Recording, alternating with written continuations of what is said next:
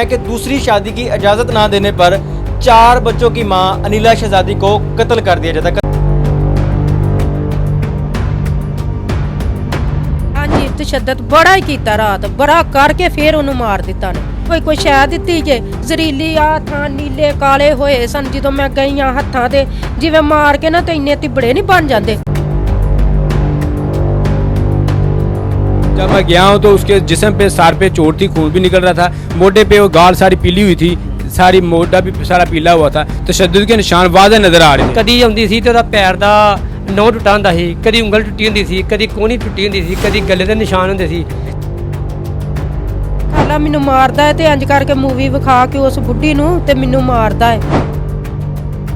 अस्सलाम वालेकुम नाज़रीन, आपका मेज़बान मुजाहिद नयाब आपकी खिदमत में हाजिर और आप देख रहे हैं MN पॉइंट। इस वक्त ज़िला शेखपुरा और सफदराबाद में मौजूद हूँ। यहाँ की एक बेटी ज़िला ननकाना साहब के अंदर ससुराल के तशद्दुद से कत्ल हो जाती है और रंग क्या दिया जाता है जी, इसको हार्ट अटैक हुआ और इसकी डेथ हो गई। अब इसकी असल कहानी जो कि लोहाकीन बता रहे हैं वो ये है कि दूसरी शादी की इजाज़त ना देने पर 4 बच्चों की मां अनिला शहजादी को कत्ल कर दिया जाता। कत्ल करने वाले कौन जी? शौहर, ससुर, नंद और वो औरत जिसके साथ दूसरी शादी करने वाला इस अनिला शहजादी का शौहर था। ये सारा मामला क्या है? क्या कत्ल किया गया, जहर दी गई या फिर ये तिबी मौत थी? कहानी है क्या? इनसे जानने की कोशिश करते हैं। अस्सलाम वालेकुम मां जी, क्या हाल है? खैरियत से? हाँ जी, अल्लाह का क्या शुक्र है। लगती है अनिला शहजादी की आप? मेरी भांजी है, मेरी भैन भी नहीं है, मेरी भांजी है। यतीम है हाँ बच्ची? जी, यतीम है, ना वालदी है ना वालदा ही है। ਬੱਚੇ ਕਿਤਨੇ हैं? 4 ਬੱਚੇ ਆ।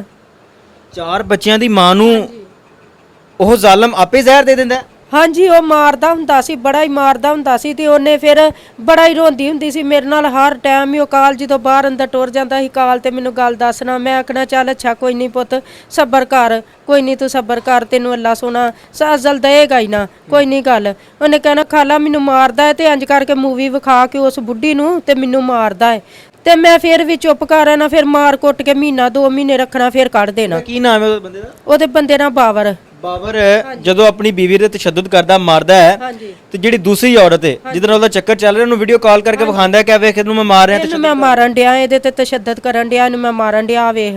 ਉਹਨੂੰ ਵਿਖਾਉਂਦਾ ਹੁੰਦਾ ਸੀ ਤੇ ਉਹ ਹੱਸਦੀ ਹੁੰਦੀ ਸੀ ਤੇ ਇਹਨੇ ਰੋ ਰੋ ਕੇ ਫਿਰ ਮੈਨੂੰ ਦੱਸਣਾ ਤੇ ਫਿਰ ਇਹਨੇ ਕੱਢ ਵੀ ਦੇਣੀ, ਫਿਰ ਆ ਜਾਣਾ, ਫਿਰ ਅਸੀਂ ਛੱਡ ਆਉਣੀ, ਆਖਣਾ ਚੱਲ ਅੱਛਾ ਕਿਹੜੀ ਮਾਂ ਵੇ ਕਿਹੜਾ ਪਿਓ ਵੇ ਜਿਹੜਾ ਤੈਨੂੰ ਕੋਈ ਆਖੇ ਦਾ। ਚਲੋ ਭਰਾ ਨੇ ਉਹ ਵਿਚਾਰੇ 2 ਇੱਥੇ ਨੇ, ਮਿਹਨਤ ਕਰਦੇ ਨੇ, ਕੋਈ ਨਹੀਂ ਏਡੀ ਕੋਈ ਮਾੜੇ ਬੰਦੇ ਆ। ਵੇਖ ਲੋ ਸਾਡੇ ਮਕਾਨ ਅਸੀਂ ਇੰਨੇ ਜੋਗਾ ਹੀ ਨਹੀਂ ਸਾਂ ਤੇ ਅਸੀਂ ਉਹਨੂੰ ਛੱਡ ਆਉਂਦੇ ਸਾਂ। ਤੂੰ ਇਹ ਤਸ਼ੱਦਦ ਇਹ 6 ਸਾਲ ਹੋ ਗਏ ਨੇ। ਇਹੋ ਰਿਸ਼ਤੇਦਾਰ ਨੇ ਤੁਹਾਡੇ? ਨਹੀਂ, ਉਹ ਬੜੀ ਨੇ, ਗੈਰ ਹੀ ਨੇ। ਸ਼ਾਦੀ ਕਿਸ ਤਰ੍ਹਾਂ ਕੀਤੀ? ਸ਼ਾਦੀ ਬਸ ਇੰਜ ਹੀ ਕਿਸੇ ਨੇ ਕਰਵਾਈ ਸੀ, ਪਹਿਲੋਂ ਸਹੀ ਸਨ, ਹੁਣ ਨਹੀਂ ਸਹੀ ਰਿਹਾ। 6 ਸਾਲ ਹੋ ਗਏ ਨੇ ਜਦੋਂ ਦੀ ਔਰਤ ਮਗਰ ਲੱਗੀ ਉਦੋਂ ਦਾ ਸਹੀ ਕਰ ਇੰਜ ਹੀ ਕਰਦਾ ਸੀ। ਔਰਤ ਕੌਣ ਹੈ? ਉਹ ਔਰਤ ਪਤਾ ਨਹੀਂ ਕੌਣ ਹੈ, ਸਾਨੂੰ ਨਹੀਂ ਪਤਾ, ਸਾਨੂੰ ਨਹੀਂ ਪਤਾ। ਇਹਨੂੰ ਕੱਢ ਦੇ ਘਰੋਂ ਤੇ ਫਿਰ ਮੈਨੂੰ ਰੱਖ। ਹਾਂਜੀ, ਉਹਦੇ ਬੰਦੇ ਨੂੰ ਪਤਾ ਲੱਗ ਗਿਆ, ਉਹਨੇ ਤਲਾਕ ਦੇਤੀ। ਉਹਨੇ ਕਿਹਾ ਮੈਂ ਆਪਣਾ ਆਪ ਸਾਫ਼ ਕਰ ਲਿਆ, ਹੁਣ ਤੂੰ ਵੀ ਕਰ ਦੇ।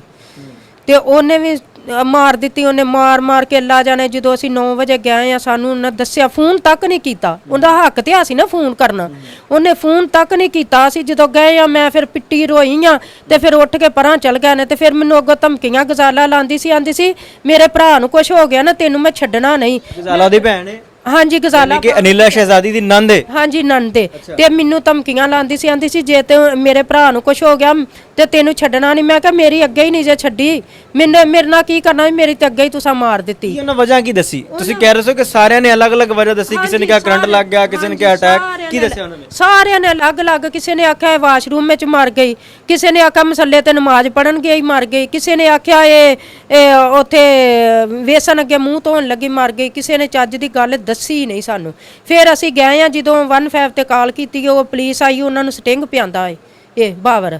ਹਾਂਜੀ, ਲੜਕੀ ਦੀ ਮਈਤ ਘਰ ਪਈ ਏ, ਸ਼ੋਹਰ ਪੁਲਿਸ ਵਾਲਿਆਂ ਨੂੰ ਸਟਿੰਗ ਪਿਲਾ ਰਿਹਾ ਤੇ ਫਿਰ ਉੱਤੋਂ ਸਿਟੀ ਥਾਣਾ ਸ਼ਾਹਕੋਟ ਦੀ ਸੀ। ਹਾਂਜੀ, ਜਿਹੜੀ ਉੱਤੋਂ ਹਾਂਜੀ ਜਿਹੜੀ ਅਸੀਂ ਉੱਤੋਂ ਬੁਲਾਈ ਨਾ, ਫਿਰ ਜਿਹੜੀ ਆ CCD ਵਾਲਿਆਂ ਦੀ ਉਹਨਾਂ ਫਿਰ ਤਾਵਨ ਬੜਾ ਉਹਨਾਂ ਲਾਸ਼ ਕੱਢ ਕੇ ਦਿੱਤੀ। ਇਹ ਆਂਦੇ ਸਨ ਸਾਰੇ ਦਫਨਾ ਦਿਓ ਦਫਨਾ ਦਿਓ। ਮੈਂ ਕਿਹਾ ਮੈਂ ਨਹੀਂ ਦਫਨਾਉਣ ਦੇਣੀ, ਮੇਰੀ ਯਤੀਮ ਪਤਨੀ ਭਣੇਵੀਂ ਹੈ, ਮੈਂ ਨਹੀਂ ਜੇ ਦਫਨਾਉਣ ਦੇਣੀ, ਮੈਂ ਖੜਨੀ ਹੈ।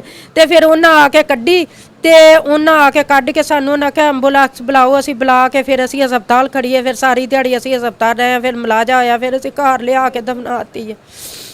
ਮਾਜੀ ਤੁਹਾਨੂੰ ਕੀ ਲੱਗਦਾ ਹੈ ਕੀ ਵਜ੍ਹਾ ਬਣੀ ਕਤਲ ਕਿਸ ਤਰ੍ਹਾਂ ਕੀਤਾ ਹੋਈਏ ਕਤਲ ਇਹਨਾਂ ਇਹੋ ਹੀ ਕੋਈ ਸ਼ੈ ਦਿੱਤੀ ਜੇ ਜ਼ਰੀਲੀ ਆ ਥਾਂ ਨੀਲੇ ਕਾਲੇ ਹੋਏ ਸਨ ਜਦੋਂ ਮੈਂ ਗਈ ਆ ਹੱਥਾਂ ਤੇ ਜਿਵੇਂ ਮਾਰ ਕੇ ਨਾ ਤੇ ਇੰਨੇ ਤਿਬੜੇ ਨਹੀਂ ਬਣ ਜਾਂਦੇ ਤਸਵੀਰ ਵੇਖੀ ਅਸੀਂ ਹਾਂਜੀ। ਉਹਦੇ ਤੇ ਵਾਜ਼ੇ ਨਜ਼ਰ ਆ ਰਿਹਾ ਕਿ ਉਹਦੇ ਤੇ ਤਸ਼ੱਦਦ ਕੀਤਾ ਗਿਆ ਉਹਦੇ ਕੰਨ ਵੀ ਲਾਲ ਹੋਏ ਨੇ ਉਹਦੇ ਇੱਥੇ ਹੋਂਠਾਂ ਦੇ ਕੋਲ ਵੀ ਨਿਸ਼ਾਨ ਨੇ ਚਿਹਰੇ ਤੇ ਵੀ ਨਿਸ਼ਾਨ ਨੇ ਕਿ ਤਸ਼ੱਦਦ ਕੀਤਾ ਹਾਂਜੀ ਤਸ਼ੱਦਦ ਬੜਾ ਹੀ ਕੀਤਾ ਰਾਤ ਬੜਾ ਕਰਕੇ ਫਿਰ ਉਹਨੂੰ ਮਾਰ ਦਿੱਤਾ ਨੇ ਫਿਰ ਉਹ ਡਾਕਟਰ ਆਖਣ ਡਿਆ ਏ ਵੀ ਉਹਨੂੰ ਆਂਦੇ ਨੇ ਸਾਨੂੰ ਸੈਨ ਕਰ ਦੇ ਵੀ ਇੱਥੇ ਹੀ ਮਰੀ ਉਹਨੇ ਕਿਹਾ ਮੈਂ ਕਿਉਂ ਸੈਨ ਕਰਦੇ ਆ ਇੱਥੇ ਮਰੀ ਨੂੰ ਤੈਨੂੰ ਖਰੇ 8 ਘੰਟੇ ਹੋ ਗਏ ਨੇ 6 ਘੰਟੇ ਹੋ ਗਏ ਨੇ ਮੈਂ ਨਹੀਂ ਕਰਨੀ ਯਾਨੀ ਕਿ ਤੁਹਾਡੀ ਬੇਟੀ ਨੂੰ ਮਰਨ 6 ਘੰਟੇ ਹੋ ਗਏ ਤੁਹਾਨੂੰ ਕਾਲ ਕਿਸ ਟਾਈਮ ਕੀਤੀ ਸਾਨੂੰ ਕੀਤੀ ਨਹੀਂ ਕਾਲ ਸਾਡੇ ਘਰ 2 ਬੰਦੇ ਆਏ ਨੇ ਉਹਨਾਂ ਆ ਕੇ ਦੱਸਿਆ ਏ ਪਿੰਡ ਦੇ 2 ਬੰਦੇ ਆਏ ਨੇ ਉਹਨਾਂ ਆਖਿਆ ਉਹ ਤੇ ਦਫਨਾ ਵੀ ਦੇਣ ਲੱਗੇ ਜੇ ਤੇ ਛੇਤੀ ਜਾਓ ਅਸੀਂ ਫਿਰ ਉਸੇ ਵੇਲੇ ਮੈਂ ਸੰਗਲੇ ਰਹਿਨੀ ਆ ਮੈਨੂੰ ਇਹਨਾਂ ਕਾਲ ਕੀਤੀ ਮੈਂ ਉਸੇ ਵੇਲੇ ਸੰਗਲਿਓ ਭੱਜੀ ਗਈਆਂ ਇੱਥੋਂ 2 ਹੀ ਤੇ ਭਰਾ ਇੱਥੇ ਨੇ 2 ਭਰਾ ਸੌਦੀਆਂ ਨੇ ਤੇ ਅਸੀਂ ਫਿਰ ਭੱਜ ਗਏ ਆ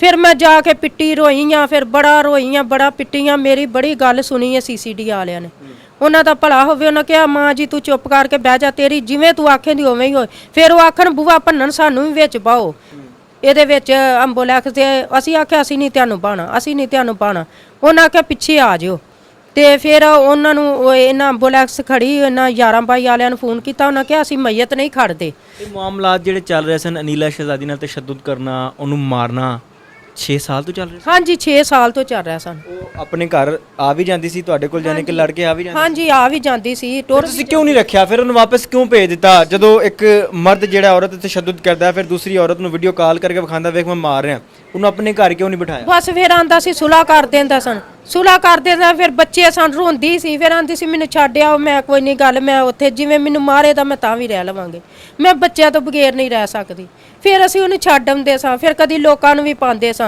बड़ी बड़ी दुनिया पाई है। अनीला शहजादी का भाई भी हमारे साथ मौजूद है, इससे बात करेंगे पुलिस ने इसके अंदर क्या कार्रवाई की और जो बात बता रहे हैं क्या यही बात है जहर दी गई तशद्दुद करके मारा गया या कोई और मामला है। भजन की नाम है ਤੁਹਾਡਾ?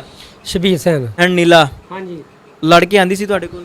ਹਾਂਜੀ ਉਹ 5-6 ਸਾਲ ਤੋਂ ਨਾ ਜਦੋਂ ਵੀ ਮੇਰੇ ਕੋਲ ਆਉਂਦੀ ਸੀ ਮੈਂ ਕਿਸੇ ਨਹੀਂ ਦੱਸਦੀ ਤੂੰ ਮੇਰਾ ਵੱਡਾ ਭਾਈ ਪਿਓਵੇਂ ਜਗ੍ਹਾ ਤੇ ਆ ਤੇ ਜਦੋਂ ਵੀ 2-4 ਮਹੀਨੇ ਬਾਅਦ ਆਂਦੀ ਸੀ ਲੜ ਕੇ ਬੁਲਾਉਂਦੀ ਸੀ ਕਹਿੰਦੀ ਸੀ ਆਂਦੀ ਮੈਂ ਤੁਹਾਡੇ ਕੋਲ ਰਹਿਣਾ ਮੈਨੂੰ ਨਾ ਤਲਾਕ ਲੈ ਕੇ ਮੈਨੂੰ ਸਾਰੀ ਉਮਰ ਵਾਸਤੇ ਰੱਖ ਲਓ ਤੇ ਜਦੋਂ ਕੋਈ ਹਫਤਾ ਕੋ ਰਹਿੰਦੀ ਸੀ ਤੇ ਫਿਰ ਇੱਕ ਬੱਚਾ ਲੈ ਕੇ ਆਂਦੀ ਸੀ ਸਾਰੇ ਬੱਚੇ ਕਦੀ ਨਹੀਂ ਲੈ ਕੇ ਆਈ ਕਦੀ ਇੱਕ ਬੱਚਾ ਕਦੀ 2 ਕਦੀ ਇੱਕ ਸ਼ਾਦੀ ਤੇ ਵੀ ਆਈ ਤੇ 2 ਬੱਚੇ ਲੈ ਕੇ ਆਈ ਆਂਦੀ ਸਾਰੇ ਨਹੀਂ ਦਿੰਦੇ ਹੈਗੇ ਤੇ ਆਂਦੀ ਮੈਨੂੰ ਹਰ ਦਫਾ ਮਾਰ ਜਦੋਂ ਮੈਂ ਉਦੋਂ ਹੁੰਦੀ ਜਦੋਂ ਮੈਨੂੰ ਮਾਰਦੇ ਆ ਫਿਰ ਮੈਂ ਮਾਰ ਖਾ ਖੋ ਕੇ ਆ ਜਾਂਦੀ ਆ ਕਦੀ ਆਉਂਦੀ ਸੀ ਤੇ ਉਹਦਾ ਪੈਰ ਦਾ ਨਹੁੰ ਟੁੱਟਾ ਹੁੰਦਾ ਸੀ ਕਦੀ ਉਂਗਲ ਟੁੱਟੀ ਹੁੰਦੀ ਸੀ ਕਦੀ ਕੋਹਣੀ ਟੁੱਟੀ ਹੁੰਦੀ ਸੀ ਕਦੀ ਗੱਲੇ ਦੇ ਨਿਸ਼ਾਨ ਹੁੰਦੇ ਸੀ ਇਸ ਕਦਰ ਤਸ਼ੱਦੁਦ ਕਰਦਾ ਸੀ ਤੇ ਅਸੀਂ ਉਹਨੂੰ ਕਹਿਣਾ ਕਿ ਅਸੀਂ ਉਹਨੂੰ ਜਾ ਕੇ ਪੁੱਛ ਲੈਂਦੇ ਆ ਜਾ ਕੇ ਉਹਦਾ ਇਲਾਜ ਕਰ ਲੈਂਦੇ ਆ ਤੇ ਆਂਦੀ ਨਹੀਂ ਕਹਿੰਦੀ ਠੀਕ ਹੈ ਤੇ ਜੇ 2-4 ਦਿਨ ਲੰਘਦੇ ਸੀ ਫਿਰ ਰਾਤ ਰੋਂਦੀ ਸੀ ਆਂਦੀ ਮੇਰੇ ਨਿੱਕੇ ਨਿੱਕੇ ਬੱਚੇ ਆ ਮੇਰੇ ਬੱਚੇ ਰੁੱਲ ਜਾਣਗੇ ਮੈਂ ਕੀ ਕਰਾਂਗੀ ਫਿਰ ਸਾਨੂੰ ਉਹਨਾਂ ਨੇ 15-20 ਦਿਨਾਂ ਬਾਅਦ ਕਹਿਣਾ ਕਹਿੰਦੀ ਹੁਣ ਮੇਰਾ ਗੁੱਸਾ ਠੰਡਾ ਹੋ ਗਿਆ ਤਾਂ ਹੁਣ ਮੈਨੂੰ ਜਾਣ ਦੇਵੋ ਤੇ ਮੈਂ ਜਾ ਕੇ ਤੇ ਫਿਰ ਉਹਦੇ ਕੋਲ ਮਾਫੀ ਮੰਗ ਕੇ ਰਵਾਂਗੀ ਮੈਨੂੰ ਮਾਰੇਗਾ ਕੁੱਟੇਗਾ ਕੋਈ ਨਹੀਂ ਮੈਂ ਘਰ ਝਾਲਾਂਗੀ ਨਿੱਕੇ निके मेरे बच्चे आ। FIR नंबर 803/25 इस FIR के जो मुद्दई है मुबीन अख्तर अनीला शहजादी के भाई जिन्होंने मौक़िफ़ ये अपनाया था कि मेरी बहन को जहर दिया गया। लेकिन आपको कैसे पता है कि अनीला को जहर दिया गया? आपको कैसे यकीन है कैसे पता चला कि जहर ही दिया गया? जी हमें इस तरह पता है कि वो पहले भी धमकियाँ लगाता था इसको ले जाओ वरना हम जहर दे देंगे या इसको कत्ल कर देंगे फिर बोल के फिर थोड़े दिन में सुलह कर लेता था पैसे लेकर इसलिए हमें शक था कि कहीं सच्ची मुच्ची ने कत्ल कर दे।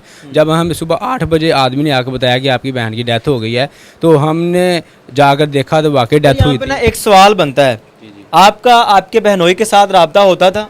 नहीं हमारा होता था नंबर था उसके पास आपका? नंबर था हमारा भी नंबर था भाई का भी नंबर था बाहर वाले 2 भाई उनका भी नंबर था लेकिन आपको फिर कॉल क्यों नहीं की गई बंदा क्यों भेजा गया कासद क्यों भेजा गया ये बताने के लिए कि बच्ची की डेथ हो गई है? वो बंदा कह रहा था मैं कह रहा हूँ उसने मुझे कॉल क्यों नहीं की कह रहा था वो डर के मारे निकाल की कहता था कि आप उसको गुस्सा होएंगे इसलिए उसने आपने कॉल नहीं की वो उसने डर के मारे निकाल की कहीं गुस्सा ना हो जाए कहीं पुलिस ना बुला ली इसलिए वो कह रहा था कि थोड़ा दिमज रहे नॉर्मल रहे तसल्ली में आए घबराना नहीं है कोई रोला नहीं डालना है इसलिए उसने बंदा भेजा था कि जज्बाती नहीं होना किसी को बताना नहीं है आ जाओ आपको बताता हूँ क्या हुआ इसलिए उसने मुझे कॉल नहीं की डर के। जब मैं गया हूँ तो उसके जिस्म पे सर पे चोट थी खून भी निकल रहा था मोटे पे वो गाल सारी पीली हुई थी सारी मोटा भी सारा पीला हुआ था तशद्दुद के निशान वाज़ेह नज़र आ रहे थे। जो उधर गए हैं, हमने बोला शाहगुड़ मैं लेके गया हूँ 15 कॉल किया और उसको हॉस्पिटल लेके गया हूँ। वो डॉक्टर कह रहा था, ये हमारे पास पहले भी आया था बाबर नामी शख्स लेकर, ये कह रहा था आप लिख दें हमें कि इसकी अब डेथ हुई है, अटैक हुआ है। तो अटैक तो इसको हुआ है, लेकिन डॉक्टर कह रहा है इसको अटैक पता नहीं हुआ किस टाइम में, ये कम से कम 4-5 घंटे पहले की फौत हो चुकी है, तो आप हम लिख के नहीं देंगे। पोस्टमार्टम रिपोर्ट आ गई है? पोस्टमार्टम रिपोर्ट अभी नहीं आई, लेकिन डॉक्टर शुएब साहब बारों बार ये कह रहे हैं कि इसको अटैक हुआ है। SHO कफायतुल्लाह सिटी शाहकोट, उनका क्या किरदार है इस सारे मामले के अंदर? SHO साहब तो पहले दिन तो हमारे साथ अच्छा ताउन किया, लेकिन अब वो कह रहे हैं कि अगर जो रिपोर्ट में आएगा वो हम वही करेंगे। हमने कहा SHO साहब उसको चलो मारो पीटो नहीं, लेकिन कम से कम उसको पूछो सही कि आपने ये कत्ल किया है, कैसे हुआ। उसको पूछा भी नहीं, उसको किसी कमरे में थाने में ही मेहमान बना के रखा हुआ है बस। नाज़रीन, जो लाहिकीन का मौक़िफ़ है वो ये है कि हमारी बेटी को जहर दिया गया, और वजह यह है कि दूसरी शादी की इजाज़त ना देने पर अनिला शहज़ादी जो कि 4 बच्चों की मां थी, उसको उसी के ससुराल वाले जहर देते हैं, कत्ल कर देते हैं, और उसके बाद उसकी पोस्टमार्टम रिपोर्ट भी नहीं बनाने देते, उसको हॉस्पिटल तक लेके नहीं जाते। शोहर को कॉल की जाती है और शोहर सोया उठता है, जी मैनू नहीं पता कि की होया है, मैनू लग रहा है कि बाहर रोला पे है। ये बातें बहुत सारी हैं, बहुत सारे सवालिया निशान हैं। अब यहाँ पर देखना ये है कि ननकाना पुलिस DPO सरफराज अहमद साहब, आपकी जो टीम है वो इसके अंदर क्या अपनी कारकर्दगी दिखाती है? ये अंधा कत्ल है या फिर साफ़ सुथरा क्लियर कत्ल है कि ससुराल वालों ने कत्ल किया और उसके बाद ये मामला ठप करने की कोशिश की जा रही है? अपनी कीमती राय का इज़हार ज़रूर कीजिएगा। देखते रहिए एमएन पॉइंट। अल्लाह ने के बाद।